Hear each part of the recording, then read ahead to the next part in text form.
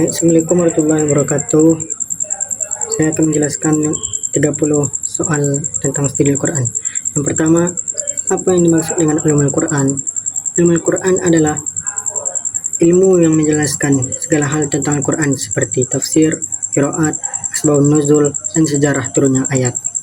Yang kedua, mengapa ilmu Al-Quran penting dipelajari?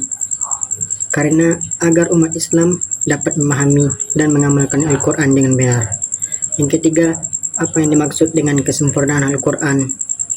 Al-Quran sempurna karena menjadi pedoman hidup yang mencakup seluruh aspek kehidupan manusia. Yang keempat, sebutkan isi pokok yang terdapat dalam Al-Quran.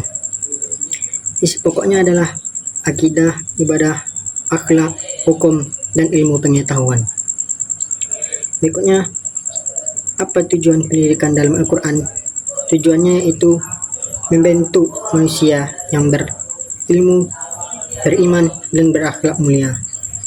Berikutnya, yang keenam, bagaimana Al-Quran memandang pentingnya ilmu pengetahuan? Al-Quran mendorong manusia untuk belajar, berpikir, dan mencari ilmu. Yang ketujuh, apa yang dimaksud dengan konsep intelektualitas dalam Al-Quran? Yaitu hubungan antar ayat Al-Quran yang saling menjelaskan dan melengkapi makna. Yang kedelapan, mengapa memahami hubungan antar ayat itu penting? Jawabannya, agar penafsiran ayat lebih tepat dan tidak salah memahami isi Al-Quran. Berikutnya, apa fungsi perumpamaan dalam Al-Quran? Yaitu untuk memudahkan manusia memahami pesan Allah melalui contoh sederhana. Soal berikutnya, berikan contoh perumpamaan dalam Al-Quran.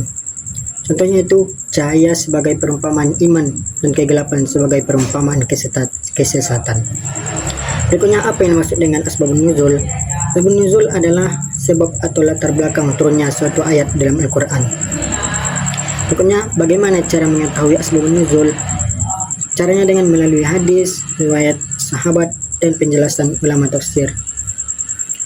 Soal berikutnya, mengapa asbabun nuzul penting dipelajari? Karena agar dapat memahami maksud ayat sesuai konteks turunnya. Berikutnya, mengapa Al-Quran dijadikan sumber utama Islam?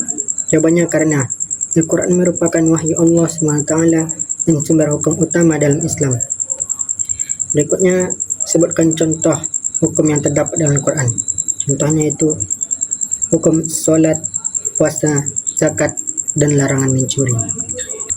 Berikutnya, apa manfaat memahami asbabun nuzul dalam tafsir Al-Quran? Jawabannya, membantu memahami makna ayat dengan jelas dan tepat. Soal berikutnya, apa yang dipelajari dalam ilmu qiraat? Jawabannya, ilmu tentang berbagai cara membaca Al-Quran yang sah dan benar. Berikutnya, apakah perbedaan qiraat mengubah isi Al-Quran? Jawabannya, tidak, hanya memperkaya variasi bacaan dan makna tanpa mengubah inti ajaran. Soal berikutnya, apa yang dimaksud mukjizat Al-Quran? Jawabannya, keistimewaan Al-Quran yang tidak mampu ditandingi manusia. Berikutnya, sebutkan bentuk kemukjizatan Al-Quran. Kemukjizatan Al-Quran yaitu keindahan bahasa, isi kandungan, dan petunjuk ilmiah. Berikutnya, apa makna jihad dalam Al-Quran? Makna jihad dalam Al-Quran itu bersungguh-sungguh di jalan Allah untuk menegakkan kebaikan. Berikutnya, apakah jihad hanya berarti perang? Jawabannya tidak.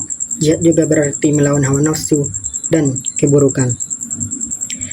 Berikutnya yaitu mengapa keluarga penting dalam pendidikan Al-Quran anak? Karena keluarga adalah tempat pendidikan pertama bagi anak. Berikutnya, bagaimana cara keluarga mengenalkan Al-Quran kepada anak? Yaitu dengan mengajarkan, membaca, menghafal, dan memberi teladan baik. Soal ke-25, apa ajaran Al-Quran tentang lingkungan? Jawabannya, manusia harus menjaga lingkungan dan tidak merusak alam, karena ini adalah amanah dari Allah SWT. Nomor 26, mengapa menjaga lingkungan termasuk ajaran Islam? Karena alam adalah amanah dari Allah SWT yang harus dijaga dan dipelihara. Nomor 27, apa manfaat kajian Al-Quran di era digital? Jawabannya, untuk mempermudah akses belajar Al-Quran melalui teknologi.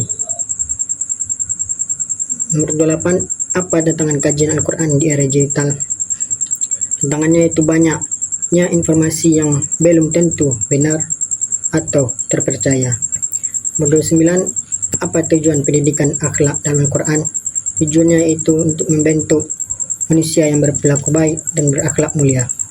Berikutnya yang terakhir, nomor 30, sebutkan contoh akhlak mulia yang diajarkan dalam Al-Quran.